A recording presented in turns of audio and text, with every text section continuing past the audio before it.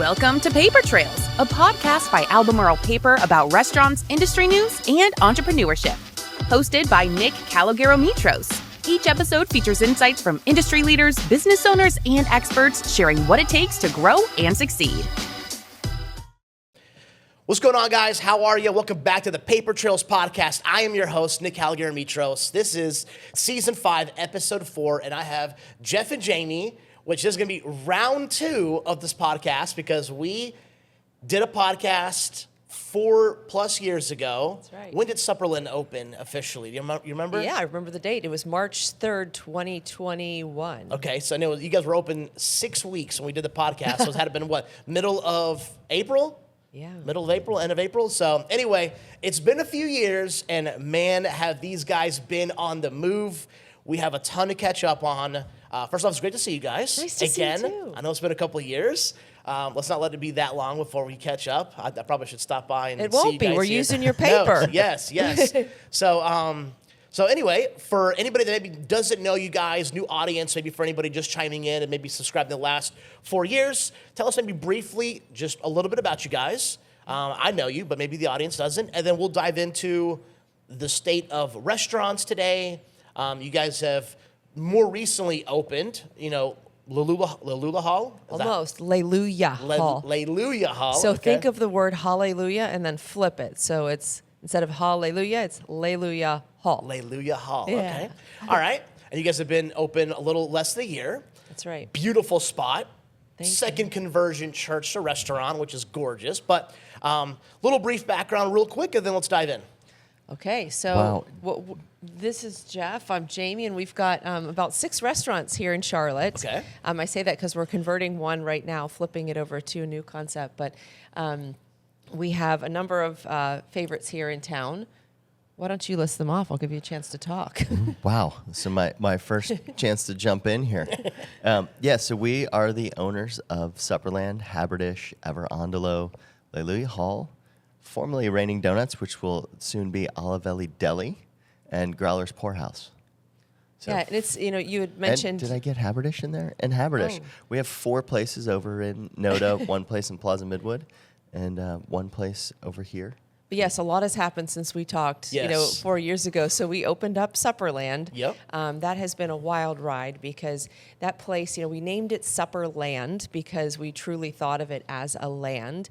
It has multiple areas throughout the space that we can activate. So there's the main dining room, there's the bar, we have a wine room, and we have a speakeasy. Plus there's a patio and an outdoor area. So it's a lot of spaces to activate, and it's been so much fun. It's been such an adventure, and I think it's really teed us up to do even more, bigger things as we've gone. So So you had just opened up Supperland whenever we spoke. Obviously it was 2022-ish. I mean, we were just. Can you believe it's been 6 years since COVID? That is No, I wild.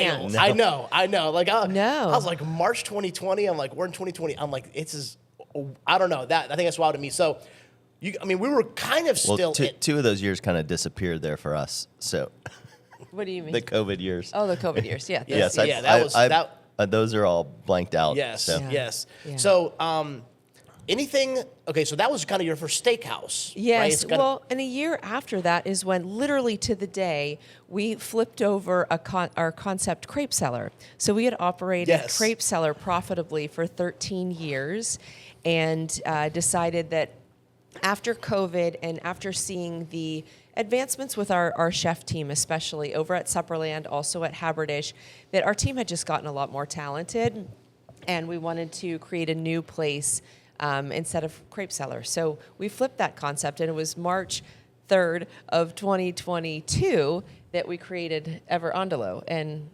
do you want to talk about that a little bit? Well, that's just been a fun adventure to kind of go through, trying to keep some semblance of the team together coming out of COVID, and then train them on a whole new restaurant and do culinarily another challenging concept. So it was pretty fun over there. Now, was the switch because of? It sounds like you just had a good team, and maybe you just wanted to more utilize their skill sets. We were making amazing specials and not really getting At Crepe Cellar. No, I say credit, but it was more like we had a certain price point that we couldn't get above, and I think Crepes lent us to, not being able to charge more than $15, $20 for those items, and so it was really hard to do the food that team could do and wanted to do. We kind of came out as a European gastropub, and they kept wanting to do more and more, and then we just decided to go full bore and switch it over. Anything you learned from that about changing a concept? I mean, you're kind of doing that again now. Anything you learned from the first time you did that, where it's like, just change of look or change of equipment, or can you reuse some stuff? You know what I mean? We did a massive overhaul. I think a lot of times people think about, you're going to put a new restaurant in a space. You're just going to kind of put a little lipstick on it, take the sign down, put up a new sign. We did some massive changes there. We reorganized the entire kitchen so that there is a pasta making room, because we make all homemade breads and pastas. We got a beautiful deli slicer so we could do fresh cut charcuterie. Revamped the line because now we had, pasta wells. We wanted to make sure we had also gluten-free pasta places to make that as well. And then on the front end, we kept the table set up mostly the same, but we refinished all the tables, redid all of the chairs. We redid the facade of the building. They were just windows at Crepe Cellar, and we wanted to expand that more. So we expanded it and put in some little delicate lace curtains as well, and put up a sign above the door that lights up and says Ever Andalo. It's a really fun place over there, making all homemade pastas and breads.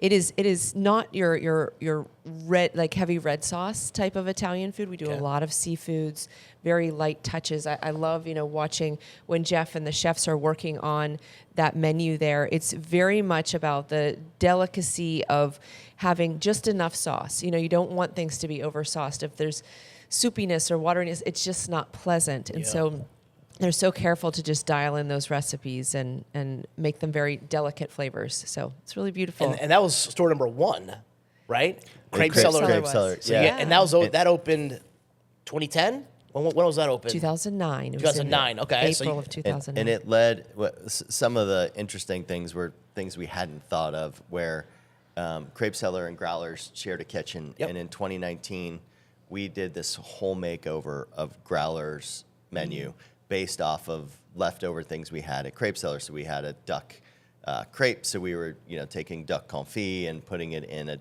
into like potato skins over at Growlers. So we're using all of the kind of same items and trying to be efficient, and then we kind of forgot that part after the pandemic, because we rolled everything out for Ever Andalo, and then the guys at Growlers were having to prep these super complicated things that were a byproduct before from what we were doing, and it was killing them. So then we had to start we had to revamp the menu at Growlers again. Growlers. That was a big lesson, just like make sure you're looking at the big picture, because there were a lot of other things that were impacted other than just that menu at Crepe Cellar. It's kind of like, like now we're able, as we're building out the menu for the deli, we have all these like items in our pantry that are amazing. Like we have burrata sitting around, and like Calabrian chili crisp sitting around, like just all these like really fun items. And it's just, it would be really hard to do the deli if Ever Andalo wasn't there. And we're even getting, for our chicken salad, we're even getting the chicken from Haberdish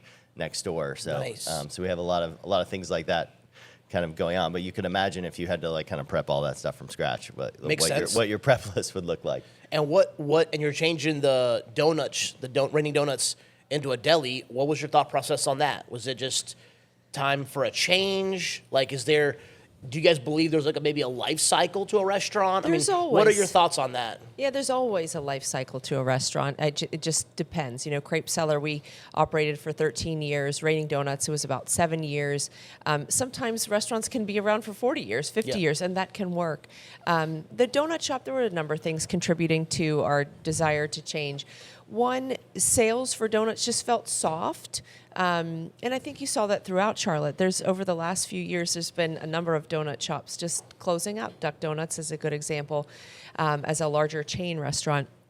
So that, we weren't seeing the growth potential that we thought we could get from that little spot. Yeah. But another part is just that the way that operated is we had it's 82 square feet in there. And so we had a small donut machine in there. We had a hard time with ventilation. We spent, unfortunately, tens of thousands of dollars trying to get the air filtration to be better so that it wouldn't impact the smell over at Growlers as well.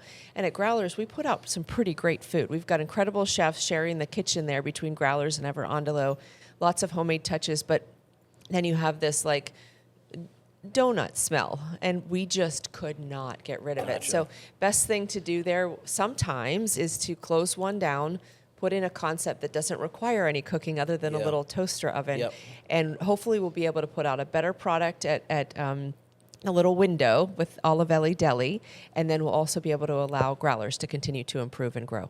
The part that I love the most, and for the audience that maybe doesn't know, so these are restaurants in the Noda area, and you have a pub in Growlers, Everandelo's the Italian, and then right around the corner is the donut shop, and so they all share a kitchen, for anybody wondering. But the thing that I love the most about you guys is that you're very, very thoughtful about everything. Like, even I was just re-listening to our previous podcast on the way down here. I live about an hour from here, so I had a nice little ride. Mm-hmm. But, even the opportunity to open up Crepe Cellar into Growlers, you're like, you know what? That probably doesn't make sense. It'll be maybe a little too big. Or, opening up a second location. Maybe you realize with the family, you need to have the revenue, the profitability to be able to take care. These are all thoughtful things that sometimes somebody may not even think about. They just automatically think, I can move in next door, more space, more seats, more tables, go. And it's like, that may not be the best. Now, it may be the right move for you. It may not be the right move for you. Right. I think that people might disagree with some decision we've made or whatever, but they need to know that, like these eating tongs, the hours that we spent like deciding like how we're gonna place them, what are we gonna do them, are we not? Like there's like, and which ones? I ordered 6 different types of eating tongs right. to try to figure out what we wanted to use. You go through all those iterations. So if you might disagree, but there's been a lot of thought and pluses and minuses with every single decision we try to think through. That nobody will ever. Listen, knowing you guys for the couple times that we've actually done this, there's absolutely no chance that anything is done by a whim with you guys. Even the plates, I know you had talked about you had ordered 20 to 30 different plates at Supperland, and I'm like, you know what? You've done due diligence. Nothing is by happenstance at any of your locations. And so, but I think I just love, I guess I say that because I don't know, fortunately, we've grown the paper company and we have 1,300 clients now, and I see a lot. I mean, I walk into 30 restaurants a day, and I'm talking to a lot of people, restaurants, we don't see you chefs. That I know. It will change. I have a different Good. rep in this area. But it's just, I really, and it's no surprise why you guys have done well. It's no surprise. I mean, everything is done for a reason, for a purpose. And I think that's what it takes to be successful in business or in life. If you're in IT, or you're a programmer, you're a roofer, you got to pay attention to the details. Yeah. You cannot overlook, the good to great is that last 5%. Right. Right? Yes, exactly. And I think a lot of what our job is in creating restaurants is to make sure the place is set up so that the team can run it and run it well. And so if we can be so thoughtful and maybe people might say maniacal about things at first, get it all set up, then we have a plan. And then it's about implementing that plan. And then you can imagine at this point, with 6 concepts, we've got about 330 people on our team. And so everybody else is actually doing the orchestration of service. And, we've got teams behind us right now in the kitchen making the food, getting ready to, for a big week ahead. And so, none of this, it might look like we're making all these decisions, but that's to set up the concept because we've got these incredible people actually making it all happen every day. I love it. Any thoughts on that, Jeff? No, it is a team sport over here. That is for sure. 300 people. Yeah, wow. I mean we're feeding 1,200 plus people a day right now. So it's across the city, across our restaurants. Sure, yeah, of course. Yeah, it's a big effort. You guys want more locations, more stores? Well, right now we've got a couple projects. Obviously, Olivelli Deli is the one that we're flipping over. That was Raining Donuts. That'll become a deli. So that's the one that's going to come first.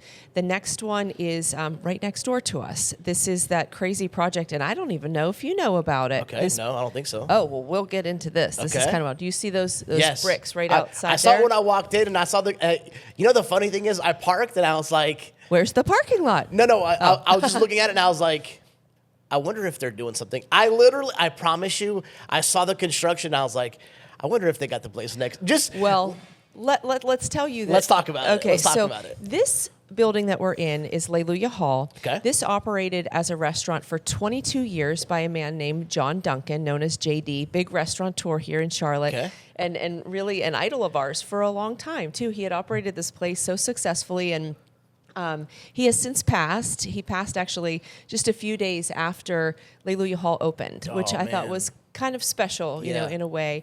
But he's very generous in the pass off of this building, as we purchased it from him. But there used to be a parking lot next door. Okay. Okay? All right.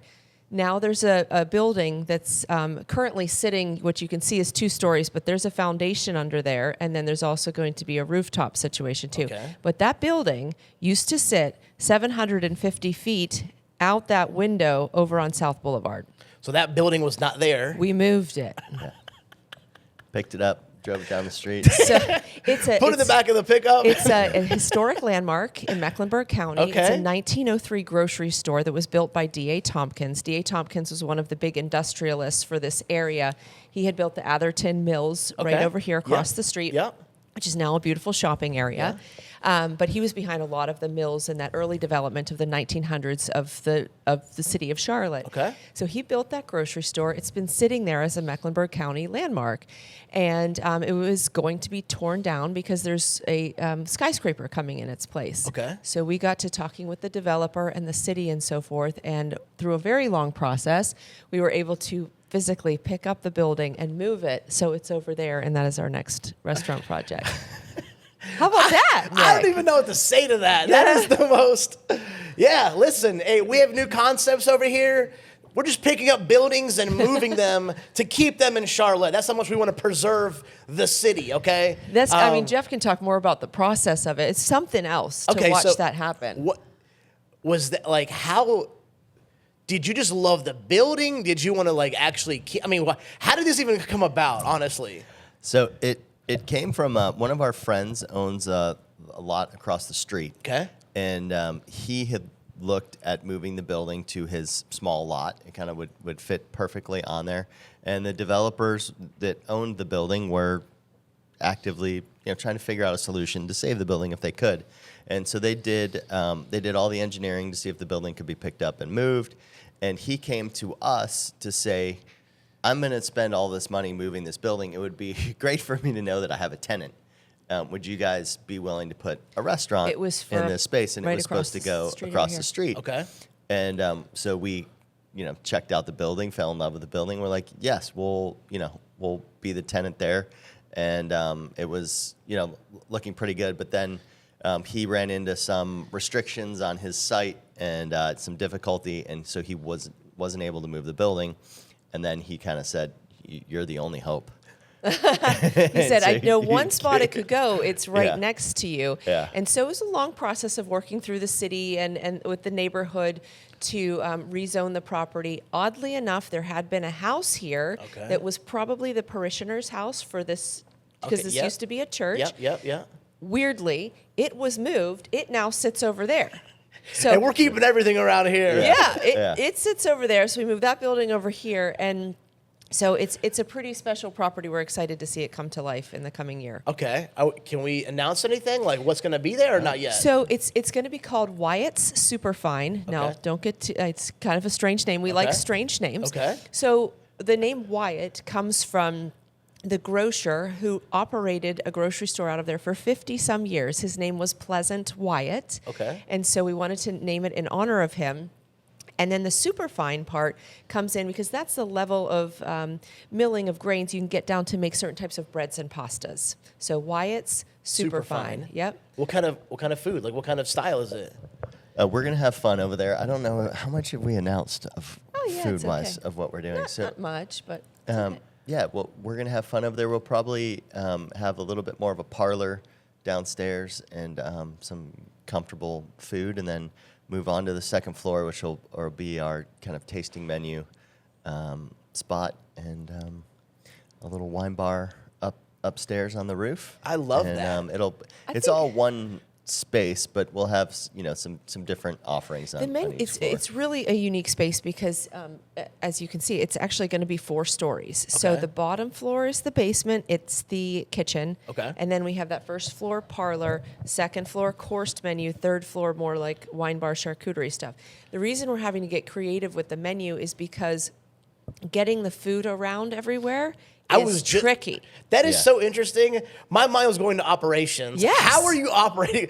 You're Yeah. like basement kitchen. I was like, So we have to keep things tight. Yes. And we have to be very mindful of what's got to get all the way up to the top floor. And that middle floor, too, the coursed menu, I think is going to be really interesting to see it come to life because we've been to a lot of tasting menus all over the world. Okay. And there's some things we love and some things we hate about tasting menus. Okay. And so we're trying to put together a menu there and an experience there that really pulls forward the things we like about tasting menus and takes out the things we don't. So to us, when we go to tasting menus, they're very expensive.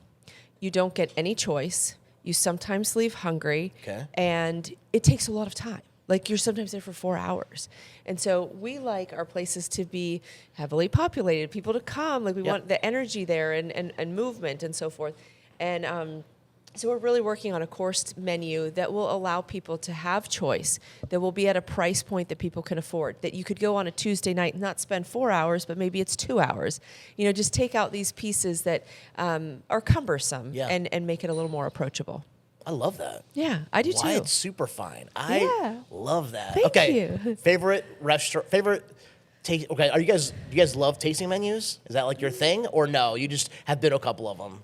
No, I think we're We like all types of dining. we like experiences. we like everything. We like fast casual. We like tasting menus. We like steakhouses. And walk-up windows. Walk-up windows. We're All of it. We're open to whatever that experience is, and then we're gonna really explore whatever that experience is and try and do it the best rendition we possibly can do. Favorite restaurant Here in Charlotte or anywhere? ever? Favorite restaurant you've ever been to? Where you walk away and We're like deer in like, headlights. you were like, that was the food Fre- was the French Laundry. The French Laundry, yes. in Cali. Okay, Yes. You're right. I It's was like, probably what the- would the- it be? It's that good. I mean, I've never been, Yes, but but like, It was the that experience, it's too. the experience. We went with a group. We kind of had our chef team out there after we got top 10 Bon Appetit from Supperland for best new restaurant. Yep.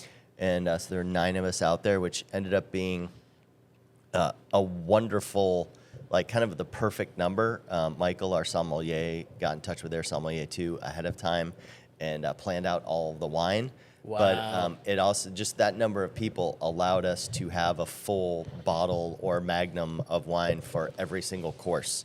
So we were like just having an was amazing so time, beautiful. and everything paired so well together and accentuated itself. And they just blew us away. They did a great job. wow. We showed up early to our meal because like you do not show up late to the French Laundry. We wanted every minute that we possibly could have there. And of course our table wasn't ready. So we went over to their garden across the street, and literally I have these beautiful images in my mind to this day. It was a beautiful California day. The sky was blue. There was That's every everything day in was, California. Yeah, I know. But everything was like in bloom and just beautiful. There's colors and flowers and herbs and everything just looking so beautiful. You could hear chickens squawking, and they were like cute chickens, not gross chickens. Yeah, they were yeah, cute. It was just everything about it was just beautiful. And then we went across the street and had our meal, and then afterwards got a tour of the space. And I mean, mind blowing was the kitchen. Mm-hmm. I thought, like just the state of that kitchen, how meticulously clean it There's was. a It looked like they space- hadn't even cooked in it, and it was just. It was stunning. If you have anything there, a knife or whatever it may be that the kitchen uses, there's like a place to put it in it. Like there is a drawer that you pull out. And everything. A reminder we can always get better. And it's labeled and yeah, it's awesome. Yeah.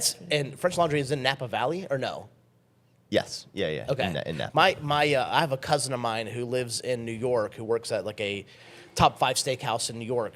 And he's traveled a lot and eaten a lot of places. And he told me that him and his wife had gone to Napa and eaten at some restaurants. I don't know if it was at French Laundry, but he said the experience, the food, just the whole thing. He's like, and like, we're Greek. We've been to the islands. We've been to a lot of places. And he's like, it is truly like amazing out there. And I was like, dang, he talked about it so much. I was like, dang, I never really wanted to go. I mean, I really had no desire to go, but now I want to go to Napa to see what it's like out there. So it was beautiful. Okay, all right. So Wyatt's, I guess, three different concepts. Well, okay. It's one restaurant, 3 different styles. How are we going to describe it? 3 different menus. There. 3 different menus. Okay. 3 different menus, but playing off of each other. Sure. That parlor feel on that first floor.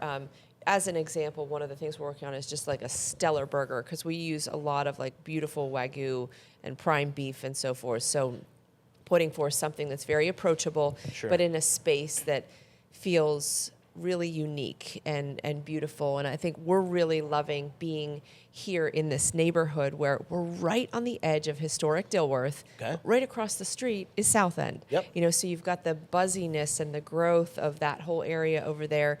There's so many young people. There's so many businesses. It is so active and buzzing.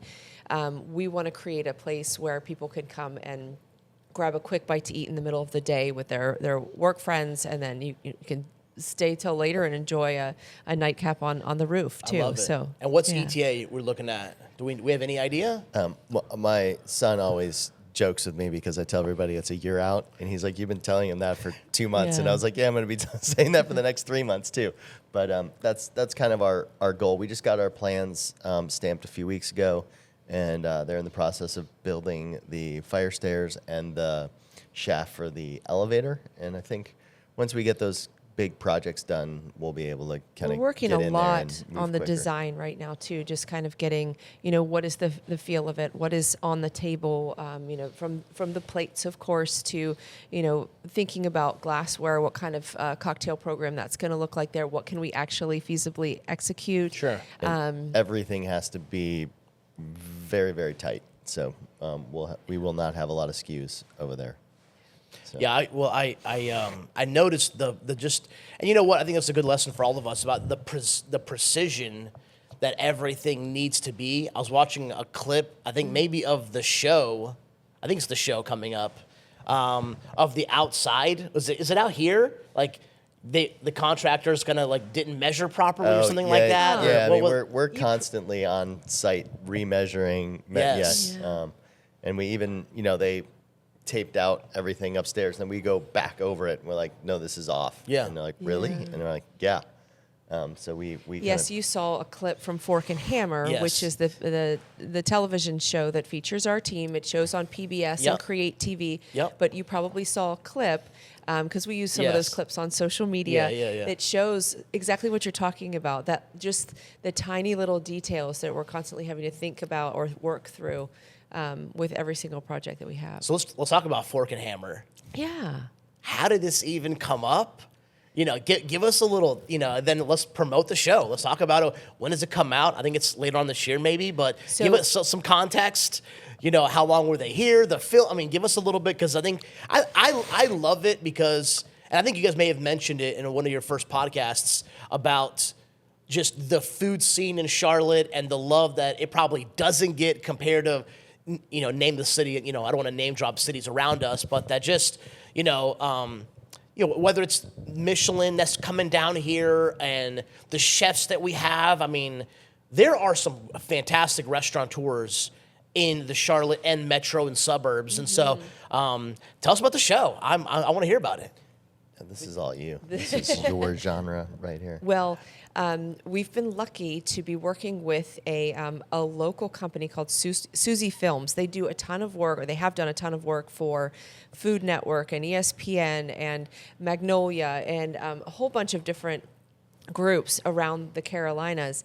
And they had come to us and said, hey, we think that your group would make an awesome TV series, if we were following along like a docu-follow series, because you have a lot going on. Yeah. And they said a lot of times when people want to feature a restaurant team, it's the same food, it's the same people, it's the same restaurant. He was like, but you guys have, all these different things and you're always working on new projects, and we think that would make a great docu-follow series. So we got to talking, we signed with them, and they pitched it out to a number of different places, from the Food Network to Magnolia to PBS. And PBS took a liking to it and decided to run it nationally. So you'll be happy to know the show is actually already out. Season 1 is. Okay.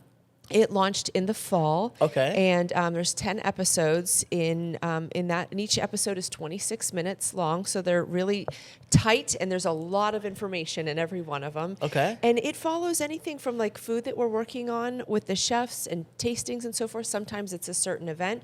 There's one episode that follows the move of this building that we just moved.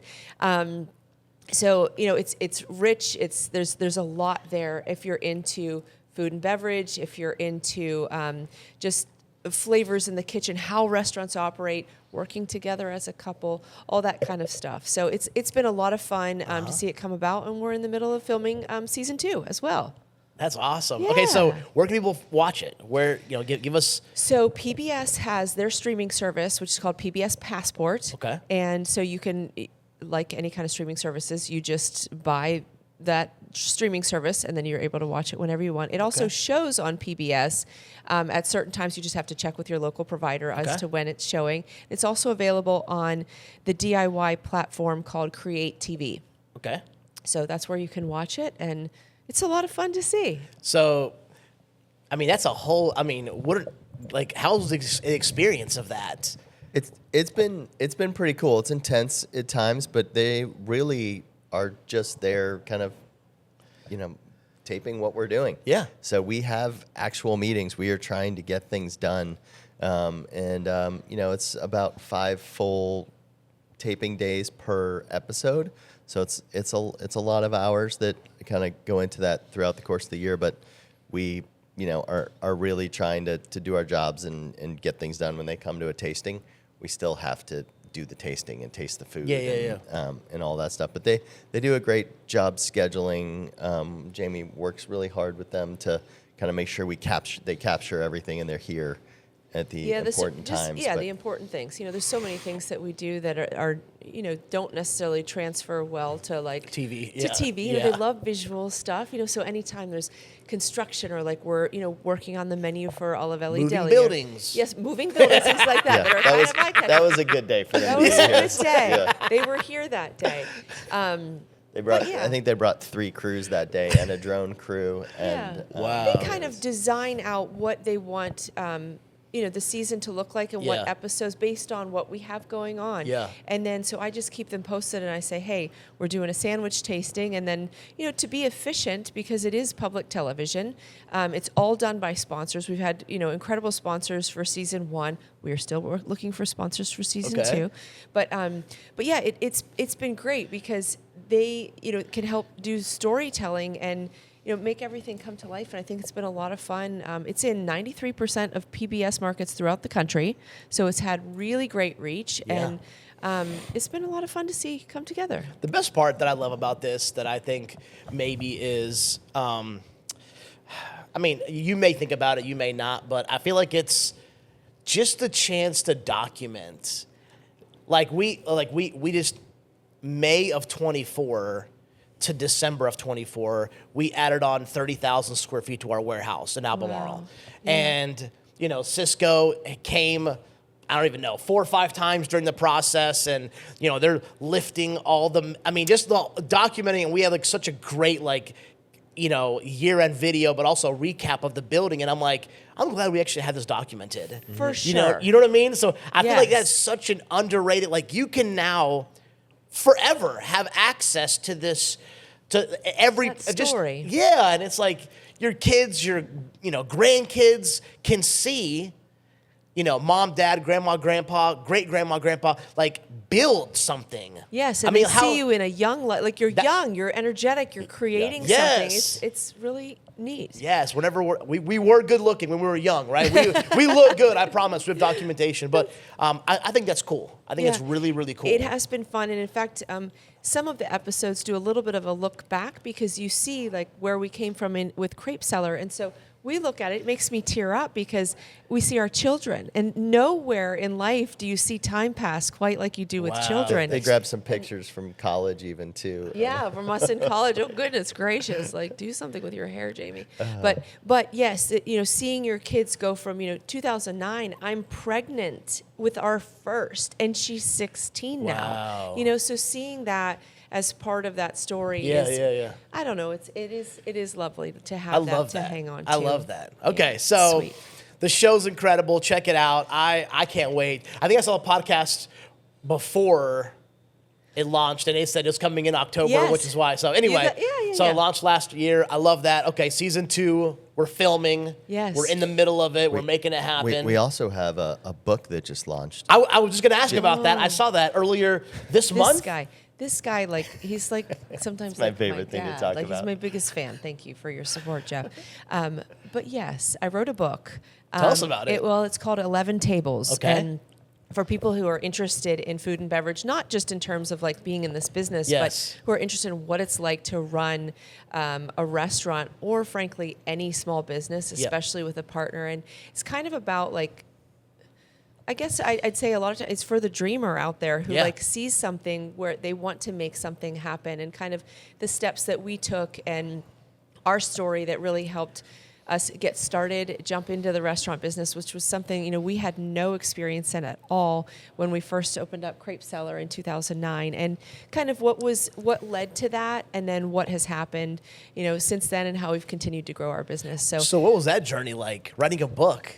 So I started it 3 years ago. So it was almost to the month, 3 years later, that the book has come out. And it's been fantastic. I mean, the past year has very much been about editing and working with the publisher, getting things, the title together, which is all about, so 11 tables are how many tables we started with at Crepe Cellar. That space now has 18 tables because we expanded it into a yogurt shop next door. Yeah. But it was only 11 tables when we began. So it's kind of that journey. Okay. And it's been a fun story to tell. Yes, it's been a lot of work to do that. But with anything, people are like, how do you write a book with all you have going on? But any of these big projects are nothing like you do in a day. It is over many days. Like you take an hour here, you take 2 hours here, you take 20 minutes here, and you just keep building, and suddenly you have a restaurant, and suddenly you have a book. And so it's those little baby steps along the way that have Jeff, your really thoughts built up. on that? Oh, I just, I think that it has a pretty wide interest range. I think anybody starting any sort of small business could latch on to some of the stories, and Jamie's pretty honest in there. I love how she talks about going to look at restaurant spaces with me, and she's like, I'm just doing this to be supportive, because she was like, I can't believe we're opening a restaurant. Yeah. But those kind of things are great, and she really kind of nails the what it's like to kind of start small and keep building something. I love that, and I mean, we started our company in late 2008, beginning of 2009. Oh, so very similar time frame as right you guys. In the recession. Yes. Smart move, the best right? time. I know. If you're going to start a business, just go right at the bottom. Yep. And start then. Well, it was so interesting because, we started growing during that time, and all of our brokers and salespeople were like, if you can grow now, right. they're like, when things get better, the wind will be at your back. Yes, yeah. Now, You're gonna be and we okay. didn't understand. I mean, I was 22, my cousin was 18. I mean, we were just, we didn't know what was going on. I mean, we were just young. I mean, how much can you know at 22 and 18? Really, right? Yes. So Absolutely. anyway, it's just funny to think about that. Okay, so 11 tables. Go get them. Where's it available? I mean, Amazon's the easiest Amazon, place to get okay, it, but go to Barnes Amazon. & Noble as well. Yeah, Barnes & Noble, Books A Million, those online places. You can actually go to a Barnes & Noble, too, depending upon your area, and get a book there, Yes. too. Go. Yeah. Actually, go to the store. We need Yeah, the that's bookstores absolutely. to stay. Isabella love saw it bookstores. the other day at I Barnes and know. Noble. Or Isabella, our oldest, was at a bookstore here at Barnes and Noble, and she was like, "Mom, I see your book." I love that. It was so sweet. It was so sweet. I didn't know if the name had anything to do with like 11 Madison or anything like that. Oh, like no. So anyway. But that's a great restaurant too. Yeah, we had a good dinner That's there been too. fun to watch their journey too, change. And they've, I think something that we found in this business, and it's probably with any business, especially right now, you have to be so nimble. Yep. You have to be on your toes, and you've got to keep moving. I know you all just made a purchase last year. Yep. It's a matter of, seeing what's out there and being like, we got to go. And I think they've had an interesting journey, trying to stay nimble and change their menu and their concept over time to stay fresh and Yep. interesting. And we've certainly had to do that a lot, on our journey. Yeah, But I just recently read Will's book when he owned. Yes. And I was like, first off, it was a fantastic book. Yes, it's fantastic wonderful. book. But yeah, you know what? Speaking of that, let's talk about, and we'll maybe wrap up with this, the state of restaurants, right? Mm-hmm. So we're filming this, middle of March, 2026. We've both been in the industry. My parents with our restaurants. I still work there. I was there yesterday for a lunch shift for 4 hours. So I'm still involved, working in the kitchen, doing all that. On the opposite side, being on the distribution side, you guys operating, having concepts, building, construction. Things change. I mean, 17 years now of distributing paper to restaurants all over the Carolinas. You really have to be ready. You really have to be nimble. You really have to be conservative with how you run the business.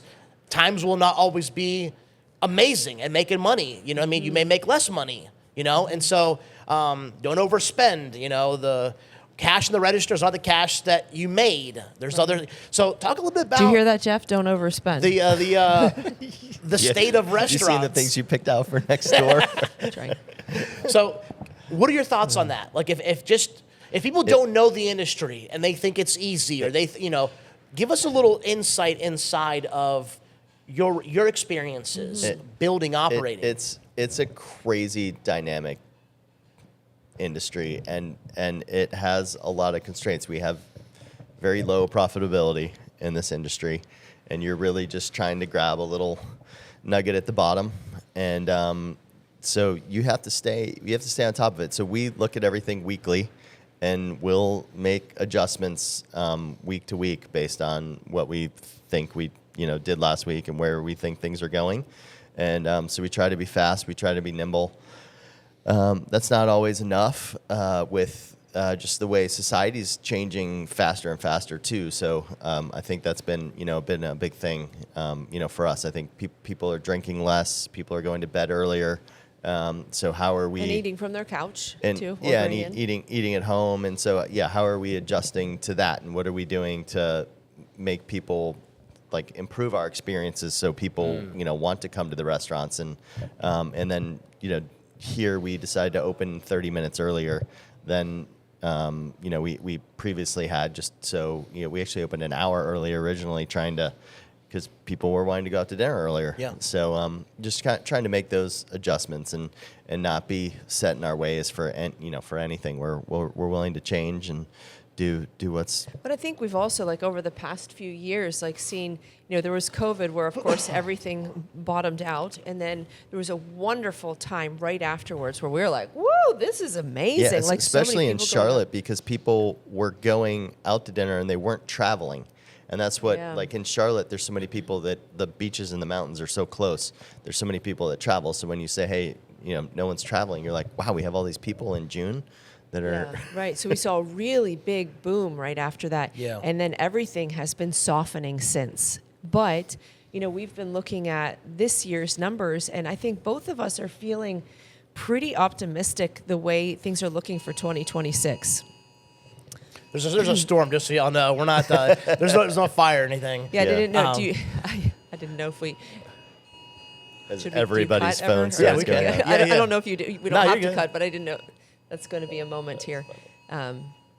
Is it our cell phones? Yeah. Yeah, it's- Okay. Nah, you're fine. That's You're okay. fine. Mine's You're probably good. going batty over there. Okay, let me just get where we were there. So, but Jeff and I are seeing, I think, we're feeling very optimistic about 2026 because, the numbers are looking pretty solid versus last year. Yep. Anytime you see a little bit of growth and positivity, it feels really good. And the last couple of years have just felt very flat, a little bit of growth here and there, and it depends on the place. But I think we're both feeling really optimistic about going. I think Charlotte has so much momentum right now. We have our show that's national, but then we also have Top Chef is coming out right now, which is really exciting and adding excitement to the restaurant industry. And then the Michelin Guide coming out, and just so cool that we finally, have that in Charlotte, and we've got 3 of our places made the Michelin Guide this year, which is incredible. Haberdish, Ever Andalo, and Supperland. This place, Leluya Hall, was too new to be reviewed, so we're hopeful that this coming year we'll have that as well. But Top Chef's filming season 23. Everybody watches Top Chef, and they're getting to know our city. And we've watched the first 2 episodes second one comes out tonight. Just people getting to see our city and seeing it in a light that is showing the culinary scene, the dining scene, it's going to bring people here. Yeah. People are going to want to know where people eat when they're in Charlotte, because that's where those chefs were during that time. I love that. And I 100% agree with everything that you guys said. I think Charlotte does have here's the good thing, okay? The good thing, yes, restaurants have been soft the last couple of years. I see that. I talk to other vendors, other owners, food companies, whatever. The difficult part, here's, I guess, the difference between what I do and what you do. I know who my next maybe 20 customers may be, because I'm a B2B business. I can write them all down. You don't know who's coming in. Right. Now, you want to have reservations. You trying to do everything to stack it in your favor, but you really don't know who's actually coming. When we opened Crepe Cellar, I remember Jamie on our first night ever, opening a restaurant, and there's, people coming in and our place is full, and she started crying. She goes, we don't know these people. Like, it wasn't our friends. It was so wonderful. It wasn't we were like, oh just my gosh. like hey, our mom came in for dinner. It was like real people. We don't know actual these people. Yeah, it was really neat. So but I think you are totally right about building, construction, people moving here, people investing here, developers. Charlotte, I think we are fortunate that it is a city. It's well positioned. It's a great state. The airport. We're close to New York, Florida. You know what I mean? Like, we're in a good spot. We're in a good and spot. now when there's a little bit of light kind of in the culinary scene. So I love it. I honestly think we're in a good spot. I'm optimistic as well. I'm generally optimistic, but man, I think there's a lot of people good just things. want to go out to dinner. Like, they just are like, wow, that is fun. They want to. I know. Yeah. Well, it saves you from having to cook and clean and. Yeah, go have fun with your friends and enjoy a different experience. And you know what? I think that's only going to increase, just my opinion. I feel like people in general are just not wanting to cook more and more. Just my thought. Yeah. I think people like to get takeout or get something from a meal prep place and just kind of do that thing. Mm-hmm. And so I have to agree with you. I know you said eating a little earlier or, and even the drinking thing. Now that we do juices and, just more bar supplies with our business, January was the dry January I never knew existed until this past January. I was like, yeah, business was slow. It was real. What is happening right now? I didn't even know that was a thing until 2 months ago. So anyway, I guess last thing I'd love to finish off with this. Your piece of advice about success. One of the things that you said, Jamie, that was wonderful was about just a little bit every day. I think what I've noticed now, 17 years of just operating a business, is planning stuff, booking meetings, making the extra calls, touching those extra 5 clients, prospecting. And you can't do it all. You can't do it. You have high ambitions, but it just takes time, and you have to be diligent every day and try to move forward every single day. And so what is your piece of advice for anybody? The saying, how do you eat an elephant? One bite at a time. How do you write a book? A little bit at a time. Yes, I truly think about bricks. Like, I think about it every night. I think to myself in the morning, and you may not do this, but like I'm very pictorial about this. Like, what bricks am I putting on that building that we're building? You know, whatever it is, you know, what am I doing today that's going to get me there? And it could be, just like you said, that next Tuesday I have a meeting to talk to somebody about something, or that, hey, I need to do this design piece today, you know, whatever it is. And I think it's the same with raising children too, you know. How am I nurturing them today? Am I getting them outside for exercise and fresh air? And are they being well fed today? Because you stay in that day, and as long as you're doing things that day, you're heading in the right direction of building whatever it is that you're building, whether children or an actual building or a restaurant menu or a book. Love that. Jeff, your thoughts on success in general? Somebody wants this year to be better than it was last year, or they want to win for their family. How have you been able to do that for your family and continue to succeed? I mean, I think one of the things that there's two things that we do pretty well, and one is we're always learning, and we're always open to, like, we're trying to challenge ourselves and learn new things every single day, and we keep that. That's like kind of like built into what we do. And then I think one of the other things we do really well is we dream big. We're not afraid to move a building and do a few crazy things here and there. But yeah, I think that's what kind of holds us together. I love that. I love studying people and people that have just succeeded at the highest levels, and just listening to some people that have just won big and built huge companies. The one thing I've noticed, that the more successful they are, the more they say that we dream too small, which is such an interesting concept. Like, think about that for a second. It's like, you've made it, and they're telling us you're thinking too small. Think bigger. And I'm like, wow. If they're saying that, how much truth is there behind that? I mean, we really need to know that we are capable of probably way more than we think. Yeah, right? That's the limit. The thing you're thinking about, that's the limit. So you might as well shoot higher. Amen. I love that. Well, guys, this is awesome. Thank you so much. Thanks I thought for having us. Just second time on the show, man, how much have things changed and progressed in the last 4 years. I couldn't be more proud of just having you guys in the city, really. And I say that, you know, because you're good people. You know, obviously you're working hard to raise amazing kids and have a great family, and your dynamic of working together as a couple. I love it, you know. And I appreciate you guys being on. And I really wish you the absolute best in every endeavor. Wyatt's and the next thing, because I know you guys are going to be huge parts of the community and hire a bunch of people, and I know that you treat them well and all of the above. So anyway, appreciate you guys. Thank you for having us, and thank you for helping us with our business. Thank you for supplying great paper products for us. Anything you need, we got you. So 11 tables, Amazon, Barnes & Noble, go buy the book. The show is out, so go to the PBS Passport, download it, subscribe, watch the show. They're in season 2 now, so let's go ahead and support these guys and everything else. And go to the other restaurants. Yeah, go out to eat dinner. Yes, go to the restaurants. They're the absolute easiest and best way. You know, follow their socials, see what they have going on. And so with that, thank you guys. And thank you. We'll talk soon. Okay, sounds good. Thank you.